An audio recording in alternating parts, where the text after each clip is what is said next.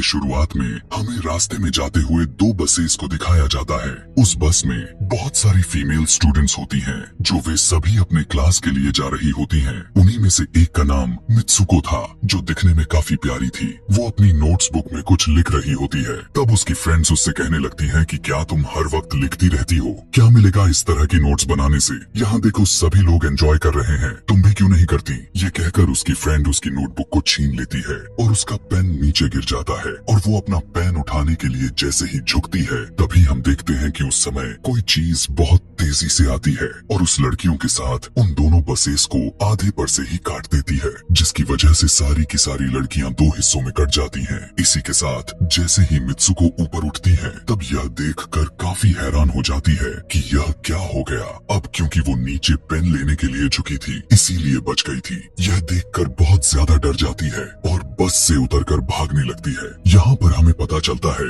कि इन सभी को काटने वाली चीज कुछ और नहीं बल्कि हवा ही थी, जो सभी को काट रही थी। यह हवा अब मित्सुको के पीछे भी पड़ जाती है। यह देखते हुए मित्सुको चिल्लाते हुए काफी तेजी से भागने लगती है। भागते समय उसे आगे चार लड़कियां और भी दिखाई देती हैं और वो उन्हें झुकने के लिए कहती हैं, लेकिन काफी देर हो चुकी थी। वो हवा उन्हें भी आधे पर से काट कर चली जाती है। लेकिन उनमें से मित्सुको एक लड़की को बचा लिया था कि तभी इन्हें कुछ साइकिलिंग करते हुए लड़कियां नजर आती हैं, जो कहीं पर जा रही थी। उन्हें भी ये बचाने की कोशिश करती हैं, लेकिन वो हवा उनके साथ भी वही करता है जो अभी इनके दोस्तों के साथ हुआ। और इसी दौरान वो लड़की भी मारी जाती है, जिसे अभी उस अदृश्य चीज से बचाया था। अब वो यह देखकर काफी डर जाती है और वो इधर उधर भागने लगती है। आगे हम देखते हैं कि मित्सुको जब एक नदी के पास जाती है, तो वो यह देखकर हैरान हो जाती है कि उस नदी में भी पहले से बहुत सारी डेड बॉडीज पड़े हुए थे, जिसने हवा ने यानी उस अदृश्य चीज ने काट दिया था। वहाँ से वो एक डेड बॉडी के कपड़े लेकर चेंज कर लेती है।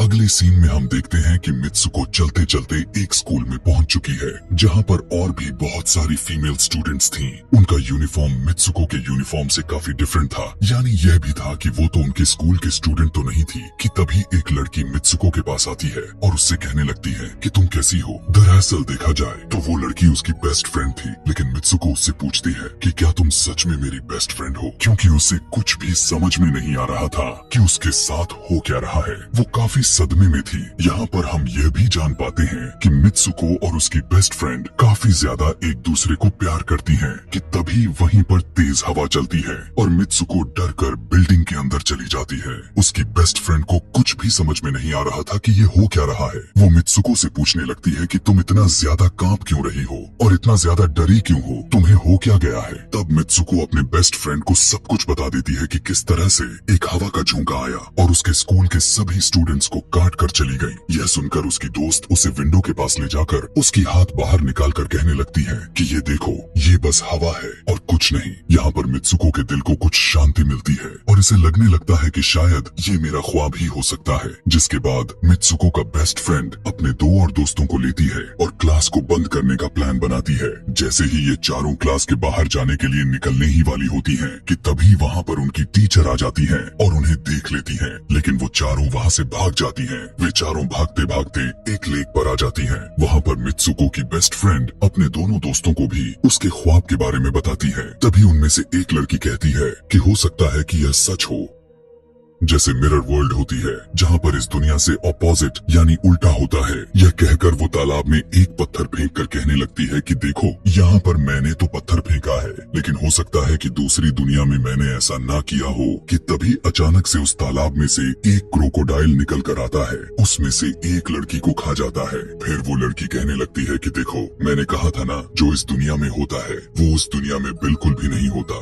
और जो उस दुनिया में हो रहा है वो इस दुनिया में नहीं हो सकता। तो इसको भी उसी दुनिया में मगरमच्छ ने खाया है। और यहाँ पर ये देखो, ये तो बिल्कुल सेफ है। उसी लेक के पास एक बिस्तर यानी एक बेड नजर आता है। ये चारों उस बेड से तकिए को उठाकर खेलने लगती हैं कि तभी हम देखते हैं दूर से दो लड़कियां इन्हें देख रही थीं। उन दोनों लड़कियों में से एक ब्राइडल बनी हुई थी, क्योंकि ये दोनों लड़कियां आपस में एक दूसरे से शादी कर ली थीं। जिसके बाद उनमें से एक फ्रेंड बताती है कि हमें कुछ ऐसा करना होगा जो उस दुनिया में इम्पॉसिबल हो, क्योंकि हमारे हमारी किस्मत तो पहले से लिखी जा चुकी है, लेकिन हम इसे बदल भी सकते हैं। जिसके बाद ये सभी लड़कियां अपने स्कूल में वापस आती हैं और नेक्स्ट लेक्चर लेने के लिए क्लास में चली जाती हैं कि तभी मित्सुको देखती है उसके पास एक तकिया पड़ा हुआ है। अब जैसे ही वो इस तकिए को उठाने के लिए नीचे झुकती है कि तभी उसकी टीचर पूरे क्लास में गन से फायर करने लगती है और जैसे ही मित्सुको उस तकिए को उठाकर ऊपर देखती है तो उसके क्लास के सभी लड़कियां मारी जा चुकी होती हैं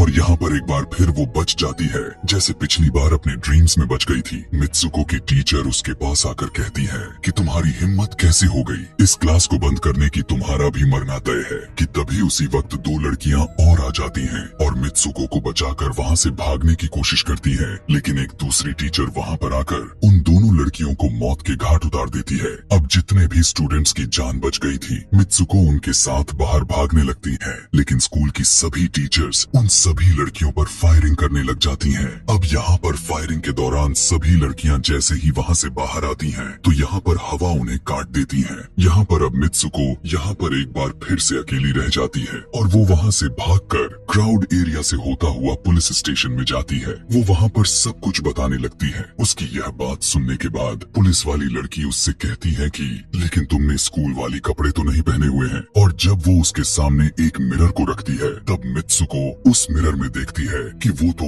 एकदम से बदल गई होती है और लोग उसे मित्सुको के नाम से नहीं बल्कि उसे किसी और नाम से बुला रहे थे। यहाँ पर हमें पता चलता है कि उसकी शादी होने वाली थी। तब वही पुलिस ऑफिसर उसे उसकी शादी के लिए लेकर जाती है। यह देखकर आसपास के लोग उसे कॉन्ग्रेचुलेशंस दे रहे थे। अब जैसे ही वे सभी उसे लेकर चर्च पहुँचते हैं तो मित्सुको को बेस्ट फ्रेंड भी वहीं पर मौजूद होती है। मित्सुको उससे पूछने लगती है कि यह सब मेरे साथ क्या हो रहा है। तब उसकी दोस्त उससे कहती है कि अभी खामोश रहो, हम अभी किसी के कंट्रोल में हैं। बस जैसा मैं कहूँ तो तुम वैसा ही करो। और यह कहते हुए वो उसका वेडिंग ड्रेस पहनाती है और उसे वहाँ जाने के लिए कहती है। अब जैसे ही वो अपनी मैरिज सेरेमनी के लिए आगे बढ़ती है तो वहाँ की सभी लड़कियाँ उसका मजाक उड़ाने लगती हैं। यह देखकर उसकी बेस्ट फ्रेंड एक एक करके सभी को मारना शुरू कर देती है। जिसके बाद जैसे ही मित्सुको आगे बढ़ती है तो उसके ग्रूम की जगह एक ताबूत खड़ा हुआ नजर आता है।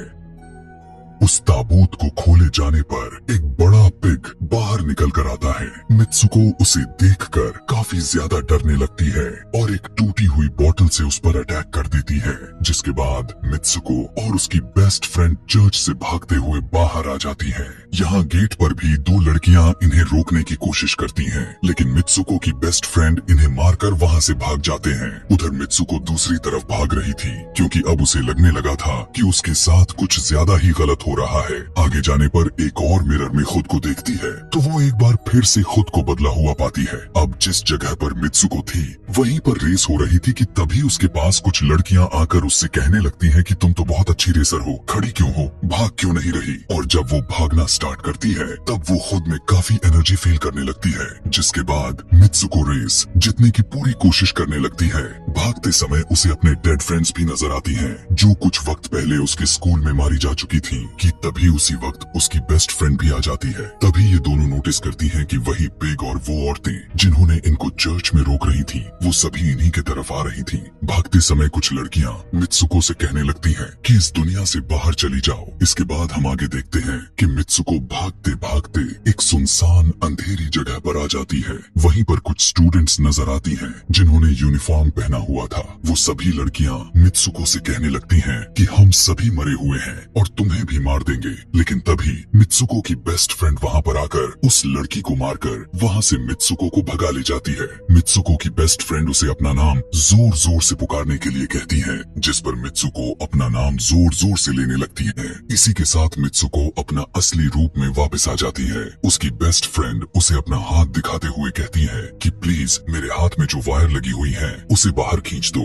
ताकि मैं इस दुनिया से बाहर जा सकूं। लेकिन मित्सुको को डर भी था कि कहीं यह वायर खींचने से उसकी जान न चली जाए। और क्योंकि मित्सुको अपने बेस्ट फ्रेंड को काफी ज्यादा प्यार करती थी इसलिए वो ऐसा नहीं करना चाहती थी, लेकिन ज्यादा उसे फोर्स करने पर वो उसकी वायर्स खींच देती है। वायर खींचते ही उसकी बेस्ट फ्रेंड की बॉडी दो हिस्सों में बट जाती है और तभी उसी वक्त उसे एक गेट नजर आती है। उस दरवाजे से बाहर आने पर वो देखती है कि अब वो आदमियों की दुनिया में आ चुकी है। वहीं पर उसके पोस्टर्स भी लगे हुए थे। जिस पोस्टर को कुछ लड़के देख रहे थे तभी एक लड़का मित्सुको के पास आकर कहता है कि तुम तुम फ्यूचर में हो। इस बात को सुनते ही वो बेहोश हो जाती है। कुछ टाइम के बाद जब उसे होश आता है तब वो आगे बढ़ती है। तब वो देखती है कि एक बूढ़ा आदमी गेम खेल रहा होता है और उसी गेम में मित्सुको वही कैरेक्टर नजर आती है जो अभी बनी हुई है। मित्सुको को देखते ही बूढ़ा आदमी कहने लगता है कि मैंने ही इस गेम को बनाया है और मैं ही हूँ जो तुम लोगों को कंट्रोल कर रहा हूँ। तुम तो बहुत पहले मारी जा चुकी थी, लेकिन मैंने तुम्हारा डीएनए लेकर तुम्हें फिर से बनाया। मित्सुको को जब यह बात सुनकर उसे पता चल जाता है कि यह एक गेम है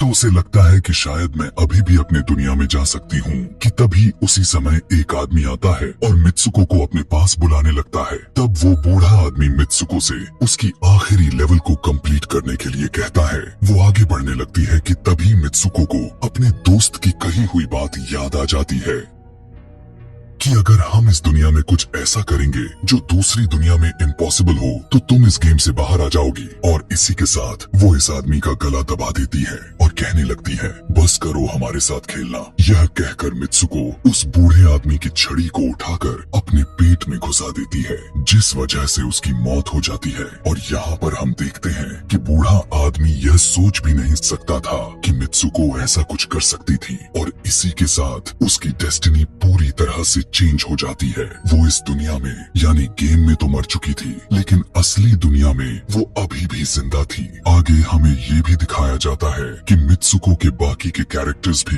किसी न किसी वजह से अपने आप को मार लेते हैं और अब वे सभी गेम का पार्ट नहीं थे। अगले सीन में हमें मित्सुको को बर्फीले जगह पर लेटा हुआ दिखाया जाता है और अब वो अपने रियल वर्ल्ड में आ चुकी थी। और इसी के साथ यह दिमाग घुमा देने वाली कहानी यहीं पर खत्म हो जाती है।